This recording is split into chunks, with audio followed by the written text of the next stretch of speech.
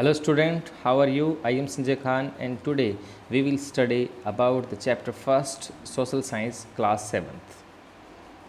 Students, we are in 7th class. 7th class में ये chapter हमारा है tracing changes through 1000 years. At first we will try to know about the meaning of this chapter. Tracing changes through 1000 years. हजारों साल बीत जाने के बाद जो क्या चेंजेस आज के वर्तमान अगर परिप्रेक्ष्य में हम देखें, today we are standing here and past has been passed away. हमारा जो भूतकाल है वो बीत चुका है. हज़ारों सालों में बहुत सारे चेंजेस हमने ऑब्जर्व किए हैं. उन सभी चेंजेस पे कुछ चेंजेस इस चैप्टर में दिए गए हैं, जिससे जो परिवर्तन आया है उस परिवर्तन पे हम आज डिस्कस करने जा रहे हैं. तो students, open your book and start the study with me. सभी ने बुक ओपन कर ली है. If you are facing any difficulties to reading the book and understanding their meaning, तो आप कमेंट बॉक्स में ज़रूर पूछ सकते हैं. स्टूडेंट, हम शुरू करते हैं. सबसे पहले I think that you are looking at the picture of a map. आप यहाँ पे एक मैप की पिक्चर आप स्टूडेंट्स देख रहे हैं. जो फर्स्ट पेज में आपको एक मैप की पिक्चर मिलेगी, फिर आप सेकंड पेज में जाएंगे तो फिर आपको एक और आपको मैप की पिक्चर मिलेगी. ठीक है स्टूडेंट, हम देख रहे हैं. मैं स्टार्ट कर रहा हूँ. After that you will understand definitely. Take a look at maps first and second. Maps first and seconds को आप ध्यान से देखिए. फर्स्ट मैप्स आपके सामने है. Map first was made in 1154 CE by the Arab geographical Al-Idrisi. First map है वो अरब जोग्राफ़र अल इद्रिसी के द्वारा 1154 में बनाया गया है. इसको फर्स्ट मैप को एक बार हम वापस से देखने की कोशिश कर रहे हैं स्टूडेंट्स. अगर आप इसमें से देखें तो इसमें जो राइटिंग की हुई है वो अरब लैंग्वेज में की हुई है, और ये जो है इसको थोड़ा सा डिफ़िकल्ट है अंडरस्टैंड करना. तो आगे पढ़ते हैं क्या बताया है. The section reproduced here is a detail of the Indian subcontinent from the larger map of the world. यहाँ पे जो एक वर्ल्ड का लार्जर मैप है उसमें इंडियन सब कॉन्टिनेंट को भी प्रदर्शित किया गया है. इंडियन सब कॉन्टिनेंट हमें दिखाई दे रहा है. Map second was made in the 1720 by a French cartographer.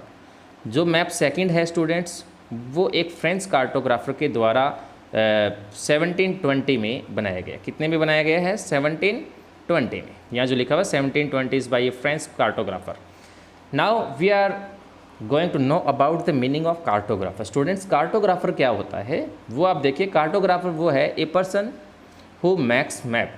एक व्यक्ति जो मैप्स बनाता है उसे हम क्या बोलते हैं? कार्टोग्राफर बोलते हैं. ओके तो सेकंड जो मैप है वो 1720 में कार्टोग्राफर जो सेकंड पेज पे है, बुक के पेज नंबर सेकंड पे, वहाँ आपको मिलेगा. The two maps are quite different even though they are of the same area. दोनों जो मैप्स यहाँ पे है वो सेम एरिया के होने के बाद भी उनमें भी क्या है कि डिफरेंट है. वो एक दूसरे से डिफरेंट है. बड़ा मेजर उनमें डिफरेंस आपको मिलेगा. तो स्टूडेंट्स आप देखिए, हम बात करते हैं फर्स्ट मैप पे. इन अल इद्रिसी map South India is where we would expect to find North India and Sri Lanka is the island at the top. एक बार देखते हैं कि इस मैप में हम अपेक्षा ये करते हैं कि जो श्रीलंका है स्टूडेंट्स वो हमारे मैप्स के हमेशा कहाँ होता है? साउथ में होता है, लेकिन यहाँ पे श्रीलंका नॉर्थ में है और ये मैप उल्टा सा बनाया हुआ है ना. ये डिफरेंट है थोड़ा. हम एक्सपेक्ट कर रहे थे कि इंडिया है वो नॉर्थ में मिलेगा, श्रीलंका यहाँ पे टॉप में मिल रहा है हमें, है ना. उल्टा हो रहा है. तो आगे देखते हैं. Place names are marked in Arabic. और जो मार्क किए हुए हैं यहाँ पे प्लेस नेम, जो स्थानों के नाम लिखे हुए हैं स्टूडेंट्स, प्लेस जो मार्क किए हुए हैं वो भी अरेबिक लैंग्वेज में है. कौन सी लैंग्वेज में है? अरेबिक लैंग्वेज में. गुड स्टूडेंट्स, यहाँ एक चीज़ बुक को मैं थोड़ा साइड में कर रहा हूँ ताकि आप अंडरस्टूड कर ले जूम करके. यहाँ आप मैप फर्स्ट नाम लिखा हुआ है, आपको राइट साइड में मिलेगा. मैप फर्स्ट है वो है a section of the world map drawn by the geographer al Idrisi the 12th century, showing the Indian subcontinent from land to sea. Land से लेकर सी तक इंडियन जो सब कॉन्टिनेंट है उसका 12th सेंचुरी में अल इद्रिस जोग्राफर है, उसने ये मैप जो फर्स्ट पेज के ऊपर है वो तैयार किया है। एग्जाम में इससे रिलेटेड एक क्वेश्चन भी आ सकता है, जैसे क्वेश्चन आपके सामने आ सकता है व्हाट इज़ कार्टोग्राफर, क्या होता है। ऐसे हो सकता है कि जो फ्रेंच कार्टोग्राफर ने है जो ईयर्स के बारे में पूछ सकते हैं, अल इद्रिसी के बारे में पूछ सकते हैं। ठीक है, अब हम आते हैं सेकंड पेज पे। सेकंड पेज पे when you look at the map number second, वहाँ आपको ऐसे मिलेगा एक इंडिया का एक कुल मिला के ऐसा मैप आपके सामने आएगा जिस मैप को we have already seen this map. Now you can read the name which are shown on the maps. Now you will definitely find some known name which you have already known, okay, and there are some well known names like Kannauj in Uttar Pradesh। और second जो maps है उसमें आप कुछ names है जिस names को आप जानते हैं ऑलरेडी, जैसे कन्नौज दिया गया है जो उत्तर प्रदेश में है, spelled in the map as Kannauj, जो कि स्पेल्ड इसमें यहाँ पे कन्नौज ऐसे लिखा हुआ है। Map second was made nearly 16 years after map first. Second जो मैप है वो नियरली 16 ईयर्स लेटर है वो यह मैप बनाया गया है, during which time information about the sub continent had changed considerably. और इसके दौरान क्या हुआ, सब कुछ जो कॉन्टिनेंट है, सब कॉन्टिनेंट उपमहाद्वीप है जो भारत है, उसमें धीरे धीरे उसके अंदर क्या हुआ है, चेंजेस भी है, उसकी सूचनाओं में बहुत सारी चीज़ें, अगर हम वर्तमान में बात करें तो बहुत सारी चीज़ें इसमें चेंज भी हुई है। This map seems more familiar to us, यह मैप ज़्यादा हमें फैमिलियर सा दिखता है। And the coastal area in particular are surprisingly detailed, और जो कोस्टल एरिया है, जो तटीय क्षेत्र है, कोस्टल एरिया वो होता है जो तटीय क्षेत्र है, जो आप इस मैप में जो ये बोल्ड लाइन है वो आप देख रहे हैं, बोल्ड लाइन की आप इधर आप देख सकते हैं, गल्फ बंगाल देख सकते हैं और अरेबियन सी आप देख सकते हैं। तो ये हमारा, इसको हम बोलते हैं कोस्टल एरिया। स्टूडेंट क्या बोलते हैं, कोस्टल एरिया बोलते हैं। तो coastal area in particular are surprisingly detail, ये भी यहाँ पे डिटेल से दिखाया गया है। This map was used by European sailors and merchants on their voyages. यह मैप का, यहाँ जो मैप है इसका प्रयोग यूरोपियन जो सेलर्स थे, यूरोपियन नाविक और जो व्यापारी थे जो इंडिया में आते थे, वो इस नक्शे को अपने व्यापार के लिए वो है वो काम में लेते थे। स्टूडेंट्स यहाँ देखें क्वेश्चन मार्क में हमें क्या पूछा गया है, look at the areas in the interior of the sub continent on map second.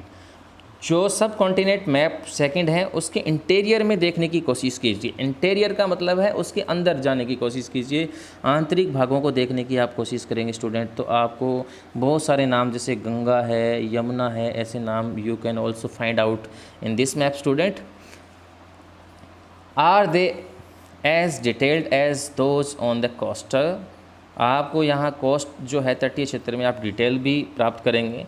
Follow the course of the river Ganga and see how it is shown. अब आपको यहाँ पे रिवर गंगा है वो भी आपको दिखाई दे रही है। Why do you think there is difference in the level of detail and accuracy between coastal and inland area in the map.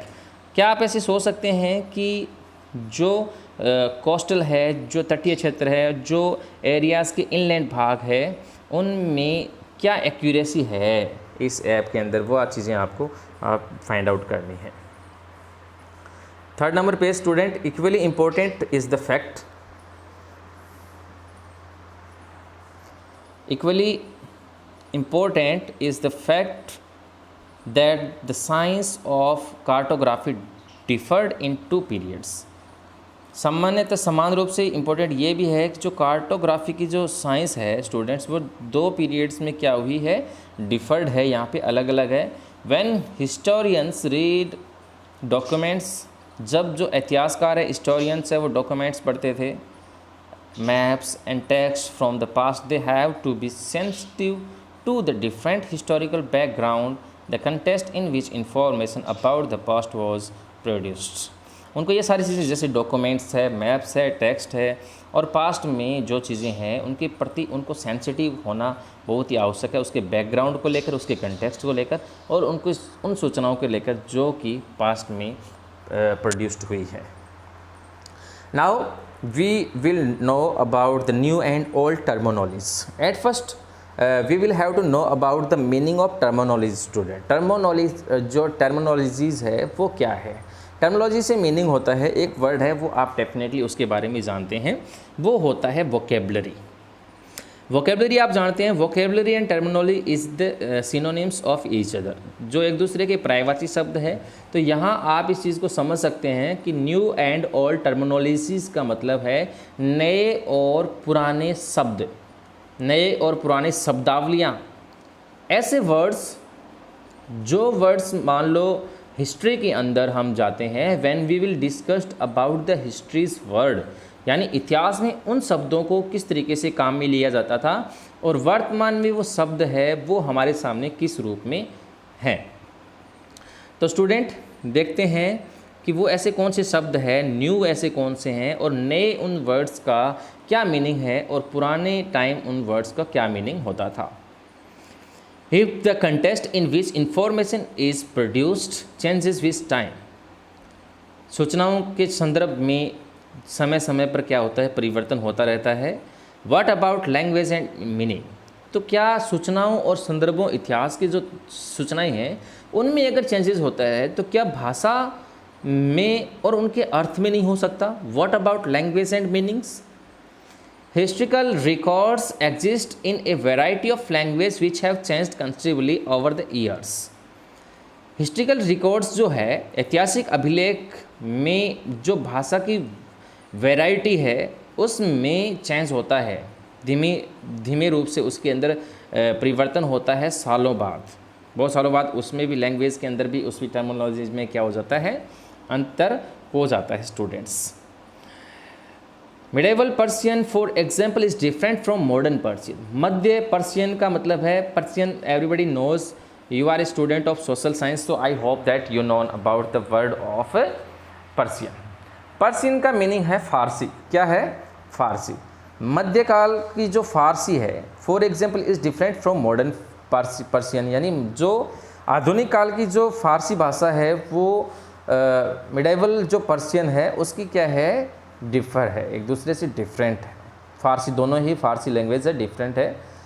The difference is not just with regard to grammar and vocabulary, उनका सिर्फ grammar, उनकी व्याकरण, उनकी शब्दावली में ही different नहीं है, बल्कि meaning of words also change over time, उनके समय पर वो उनके जो अर्थ है वो भी बदलते हैं, यानी उसकी ग्रामर और वोकेबलरी तो डेफिनेटली बदलती है, उसके साथ साथ ये भी होता है।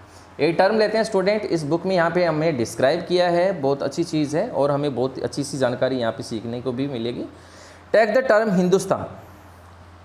Hindustan, have you we all know very well about the word Hindustan because this is our country and in this time we know Hindustan as India. Okay, take the term Hindustan for example। एक term है Hindustan, example के तौर पे हम लेते हैं एक अवधारणा को। Today we understand it as India, और आज हम इसको भारत के रूप में जानते हैं। द मॉडर्न नेशन स्टेट, जो एक आधुनिक राष्ट्र है, राष्ट्र राज्य है। When the term was used in the 13th century by Minhaj-e-Siraz, a chronicler who wrote in Persian। सबसे पहले जब ये टर्म का प्रयोग, सबसे पहले इस टर्म का प्रयोग 13वीं शताब्दी में, 13th सेंचुरी में, मिनहाज-ए-सिराज एक क्रॉनिकर है, क्रॉनिकर का मतलब होता है इतिहासकार, उन्होंने सबसे पहले who wrote in Persian, Persian यानी फारसी भाषा में उन्होंने सबसे पहले क्या नाम लिखा था, हिंदुस्तान लिखा था। तो this is a question of GK, और after that when you face the question of who wrote in Persian at first in 13th century Hindustan name, Hindustan term, so you can also understand, provide the answer Minhaj-e-Siraz। He meant the area of Punjab, Haryana and the lands between the Ganga and Yamuna। उसका meaning था कि पंजाब, हरियाणा और जो गंगा और Yamuna, Ganga and Yamuna की जो बीच का जो लैंड्स है, जो ज़मीन है, जो भाग है, उसको वो हिंदुस्तान के नाम से जाना जाता था। He used the term a political sense for land that were a part of dominion of Delhi सुल्तान। आगे बताया कि दिल्ली सुल्तान का जो साम्राज्य था, डोमिनियन का मतलब है साम्राज्य, दिल्ली सुल्तान का जो साम्राज्य था और उसका एक बहुत बड़ा भाग है, उसके पॉलिटिकल सेंस में अगर मीनिंग लिया जाता है तो उसके दिल्ली साम्राज्य के बहुत बड़े भाग को हम हिंदुस्तान के नाम से जानते थे। The areas included in this term shifted with the extent of sultanate but the term never included south India. वह एरिया को अगर दिल्ली सल्तनत से एक्सटेंड करके अगर साउथ इंडिया में इस टर्म को कभी लागू नहीं किया जा सकता, क्योंकि साउथ इंडिया में इस नेम को उस टाइम नहीं था ऐसा मैटर। बाई कॉन्ट्रास्ट इसके विपरीत देखते हैं, in to early 16th century Babur used Hindustan to describe the geography. क्या हुआ कि बाबर ने 16वीं शताब्दी में हिंदुस्तान को डिस्क्राइब किया अपने ज्योग्राफी पर एक भूगोल के रूप में। फोना यहाँ पे है पशु पक्षियों से, and the culture of inhabitants of सब कॉन्टिनेंट, और जो इस उपमहाद्वीप की, इस सब कॉन्टिनेंट की जो कल्चर है, उस कल्चर, पशु पक्षी और इसकी भूगोल को बाबर ने 16th सेंचुरी में हिंदुस्तान के रूप में उसे डिस्क्राइब किया। As we will see later in this chapter, और आगे हम इस चैप्टर के बारे में और देखेंगे, तो this was somewhat similar to the way the 14th century poet Amir Khusrau used the word Hind. ऐसे ही सिमिलर अमीर खुसरो ने 14th सेंचुरी में एक पोइट है अमीर खुसरो, उन्होंने हिंद वर्ड है वो काम में लिया। While the India of geographical and cultural entity like India did exist. जो विचार जोग्राफिकल और कल्चरल एंटाइटी भारत में है, the term Hindustan did not carry the political and national meaning which we associate with it today. जो हिंदुस्तान उस time में जिस तरीके से उस कल्चरल एक यूनिटी की बात होती थी, वो आज वर्तमान समय में एक राजनीतिक और एक राष्ट्रीय मीनिंग को है वो कैरी नहीं कर पा रहा है। उसको आज के संदर्भ में देखा जाए तो हिंदुस्तान वर्ड उसकी चीज़ में लागू नहीं है।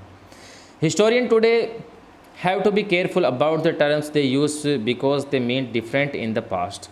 जो इतिहासकार आजकल कोई भी पुरानी शब्दावली है, जो टर्मिनोलॉजी है, उनको आज के संदर्भ में जो अर्थ निकाल रहे हैं उनको ऐसा नहीं करना चाहिए, क्योंकि हो सकता है उसका अर्थ पुराने समय में क्या था, एक डिफरेंट मीनिंग उसका होता था। ऐसे ही इसकी बुक में दिया गया, देखिए आप, historian today have to be careful.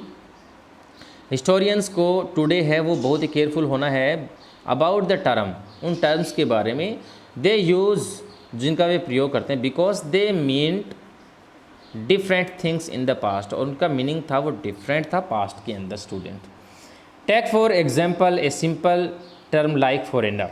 एक फॉरेनर टर्म है, फॉरेनर का मीनिंग आप जानते हैं विदेशी, उसका हम एग्जाम्पल लेते हैं ताकि हम इजीली इसको अंडरस्टूड कर पाए स्टूडेंट। तो वो देखिए, it is used to mean someone who is not an Indian. अगर हम बात करें when we discuss about the foreigner कि फॉरेनर क्या है, तो इसका मीनिंग हम सभी यही निकालने की कोशिश करते हैं। It is use today to mean someone who is not an Indian. जो भी भारत का नहीं है वो हमारे लिए क्या है, विदेशी है। Everybody knows about it. लेकिन वो आज तो हम इस चीज़ में देखते हैं, लेकिन क्या हम आज उन शब्दावलियों के साथ बिल्कुल वैसे ही हैं जैसे हम प्राचीन टाइम में ऐसे समझते थे? तो स्टूडेंट हम पता करते हैं कि पुराने टाइम में इसको किस तरीके से जानते थे। तो आगे देखिए, नेक्स्ट पेज नंबर 4 पे आइए आप।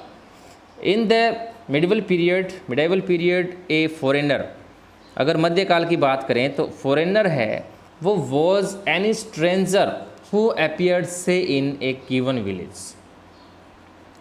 यानी मध्यकाल के मध्य युग में अगर बात करें तो विदेशी उनके लिए वो अनजान, वो अजनबी था जिन्होंने जो उसके गांव में पहली बार दिखा है, जो गांव में उनकी अपीयर्ड हुआ है पहली बार, जो स्ट्रेंज कोई भी अनजान व्यक्ति गांव में आ गया, वो उनके लिए क्या होता था, फॉरेनर होता था।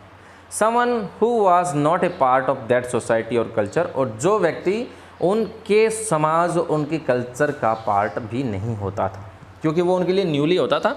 तो न्यूली होता था तो आप समझ सकते हैं इस चीज़ को। इन हिंदी द टर्म परदेसी, हिंदी में उसको हम फॉरेनर को परदेसी कह सकते हैं। हिंदी में हम उनको परदेसी कहते हैं। Might be use to describe such a person, इस प्रकार को डिस्क्राइब करने के लिए हम परदेसी काम में ले लेते हैं हिंदी के अंदर। अगर हम बात करें एंड इन पर्शियन, अगर फारसी भाषा में बात करें उसको, तो हम उसके अजनबी कह सकते हैं। यहाँ लिखा है अजनबी ब्रैकेट से जस्ट पहले।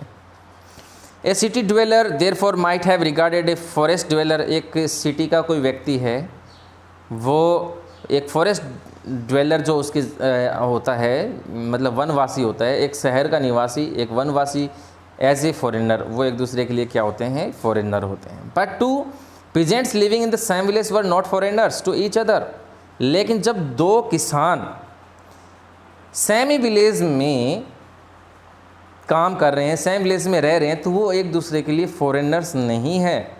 Even though they may have had different religious और caste background, भले ही उनका एक डिफरेंट रिलीजन हो, यानी डिफरेंट रिलीजियस हो वो, या उनका कास्ट का बैकग्राउंड अलग अलग हो, डिफरेंट हो, इसका मतलब ऐसा नहीं होगा कि दोनों किसान हैं वो अलग अलग, दोनों एक दूसरे के लिए फॉरेनर होंगे। वो एक दूसरे के लिए कभी भी फॉरेनर स्टूडेंट्स नहीं हो सकते हैं। Next we are going to about the historians and going to read about the historians and their sources, यानी इतिहासकार और उनके स्रोत हम पढ़ रहे हैं। तो this is really very important all of you, for all of you, because यहाँ से हमें ऐसी चीज़ों को सीखने का पता चलेगा जो हम, बहुत सारे विद्यार्थी ऐसे हैं जो पहली बार इन चीज़ों को जानने का प्रयास कर रहे हैं। Historians use different types of sources to learn about the past depending upon the period of their study and the nature of their investigation. जांच करने की जो प्रकृति है वो अपनी स्टडी के ऊपर डिपेंड करके पास्ट चीज़ों को फाइंड आउट करने के लिए वो दूसरी चीज़ों पर डिपेंड रहते हैं। उनको एक डिफरेंट हमारे पास सोर्सेज होते हैं। किन के लिए बात करते हैं हम यहाँ? हिस्टोरियंस के लिए। Last year for example you read about rulers of Gupta dynasty. पिछली साल आपने गुप्ता वंश के शासकों के बारे में पढ़ा था 6th क्लास में जब आप थे स्टूडेंट्स, एंड हर्षवर्धन के बारे में। In this book we will read about the following 1000 years, और उनके बाद में हम आगामी ईयर्स के बारे में पढ़ेंगे फ्रॉम रफली 700 टू 1750, यानी 700 ईस्वी से लेकर 1700 ईस्वी तक इस बुक के अंदर हम पढ़ेंगे। You will notice some continuity in the sources used by historians for the study of this period. आपने लगातार उनके सोर्सेज पे नोटिस किया है जिनका प्रयोग है वो एक लंबे समय से हिस्टोरियंस ने किया है, यानी इतिहासकारों ने किया है। They still rely on coins, वे अभी भी कॉइन्स पे विश्वास करते हैं, यानी सिक्के जो हमारा आधार है हिस्ट्री को जानने का। यानी बहुत सारी हिस्ट्री को जानने की हमारे पास सोर्सेज है, उसमें से एक चीज़ है स्टूडेंट, वो है कॉइन्स है। कॉइन्स है, इंस्क्रिप्शंस है। इंस्क्रिप्शंस का मतलब होता है, यहाँ पे हम बात कर सकते हैं शिलालेख जो होते हैं स्टूडेंट। शिलालेख यानी सिल जो होती है, यानी हम ऐसे we can say in other words, and when we will use a type of a stone इस stone, and after that we will write on them, so it can be possible to write an inscript. Inscription architecture की बात करते हैं, जैसे building बनाने की बात है, महल बनाने की बात है, कोई दरवाज़ा, मस्जिदें, मंदिरें, वो आर्किटेक्चर का हिस्सा है। इसको हम बोल सकते हैं, अगर हम हिंदी लैंग्वेज की बात करते हैं तो हम उसको कह सकते हैं स्टूडेंट्स स्थापत्य कह सकते हैं। आर्किटेक्चर एंड टेक्सचुअल रिकॉर्ड यानी पाठ्य पुस्तकों का एक अभिलेख होता है फॉर इंफॉर्मेशन, यानी हिस्टोरिकल इन्फॉर्मेशन को अगर हमें गेट करना है, उसको जानना है, तो स्टूडेंट्स हमें coins, inscriptions, architecture and textual records की मदद हमें हेल्पफुल हमारे लिए रहेंगे ये। But there is also considerable discontinuity, लेकिन यहाँ पे डिसकंटिन्यूटी भी है। The number and variety of textual record increased dramatically during the period, और इस पीरियड के अंदर बहुत ही तेज़ी के साथ, आश्चर्य के साथ क्या हुआ है, the number of variety of textual जो रिकॉर्ड है उनकी बहुत ही ज़्यादा वृद्धि हुई है इस चीज़ में, क्योंकि वो चीज़ें पीछे चली गई। क्या होता है, they slowly displaced other types of available information, और अलग प्रकार की जो टाइप्स थे इंफॉर्मेशन को अवेलेबल करने के लिए वो उनका स्थान है वो बदल गया है। Through this period paper gradually become cheaper and more. अब क्या हुआ स्टूडेंट्स, जो पेपर होता है, कागज़ की बात करते हैं, कागज़ है वो धीरे धीरे ज़्यादा अधिक सस्ता हो गया है और अवेलेबल भी ज़्यादा हो गए, जिसके कारण जो टेक्सचुअल रिकॉर्ड है वो इंक्रीज़ हुए हैं। एक बार देख लेते हैं ब्रैकेट में क्या लिखा हुआ है। द वैल्यू ऑफ पेपर दिया गया है कि पेपर की वैल्यू क्या है। जो सबसे 13th सेंचुरी में देखो, in the middle of the 13th century a scholar wanted to copy a book but he did not have an paper. 13वीं शताब्दी में एक स्कॉलर ने एक wanted to copy a book का एक कॉपी चाहिए थी, लेकिन उसके पास कोई पेपर नहीं था। So he washed the writing off, उसकी राइटिंग ऑफ वो नहीं कर पाया। ए मैन्युस्क्रिप्ट पांडुलिपि he did not want, dried the paper and used it. A century later, फिर शताब्दी बाद की बात है, if you bought some food in the market you could be lucky and have the shopkeeper wrap it for you in some paper. और आप बाद में देखो सेंचुरी गुजरने जाने के बाद हमारे पेपर कितने अवेलेबल हो गए। When was paper more expensive and easily available in 13th और 14th सेंचुरी। क्या 13वीं और 14वीं शताब्दी में पेपर है वो ज़्यादा एक्सपेंसिव और ईजिली अवेलेबल होने वाला होता था? ये क्वेश्चन हमारे लिए यहाँ पे ड्रॉप किया है। यहाँ पे आगे आते हैं student, next page number 5th में आइए आप। 5th पेज पे आइए स्टूडेंट्स। वाइडली अवेलेबल हुए हैं paper. People used it to write. People है वो इस पेपर का प्रयोग करने लगे। होली बुक्स जो है, होली टेक्स्ट है, धार्मिक ग्रंथ है, या हम बात करें क्रॉनिकल्स ऑफ रूलर्स के ऐतिहासिक घटनाओं के बारे में लिखा उन्होंने, या अगर हम बात करें letters and teaching of cents, यानी संतों के जो उपदेश है उनके ग्रंथ है, लेटर्स है। पेटिशंस अगर बात करें वो, एंड जुडिशल रिक्वायर्ड, यानी न्यायिक जो लेखा जोखा है वो। पेटिशंस का मतलब है अर्जियाँ। And for register for account and taxes, और बाद में करों का हिसाब, लेखा जोखा का रजिस्टर वो भी हुए। Manuscripts were collected by wealthy people, और जो मैन्युस्क्रिप्ट्स है, पांडुलिपि है यहाँ पे जो हाथ से लिखी गई है, manuscripts were collected by wealthy people के द्वारा कलेक्टेड की गई, रूलर्स के द्वारा की गई, यहाँ पे मोनेस्ट्रीज मठ के द्वारा, एंड टेम्पल्स यानी मंदिरों के द्वारा। They were placed in libraries and archives, और उनको कहाँ रखा गया? पुस्तकालय और अभिलेखागारों में लिखा गया। आर्चीव्स यहाँ पे लिखा हुआ है स्टूडेंट्स। तो आर्चीव्स जो है a place where documents and manuscripts are stored, ऐसी चीज़ें वहाँ पे उसको स्टोर की जाती है, उसको हम कहते हैं। These manuscripts and documents provide a lot of detailed information to historians, but they are also difficult to use. इस प्रकार की जो मैन्युस्क्रिप्ट एंड डॉक्यूमेंट प्रोवाइड किए गए हैं, lot of document, detail information के लिए हिस्टोरियंस को, लेकिन उनके लिए भी इनका यूज़ करना क्या होता है स्टूडेंट?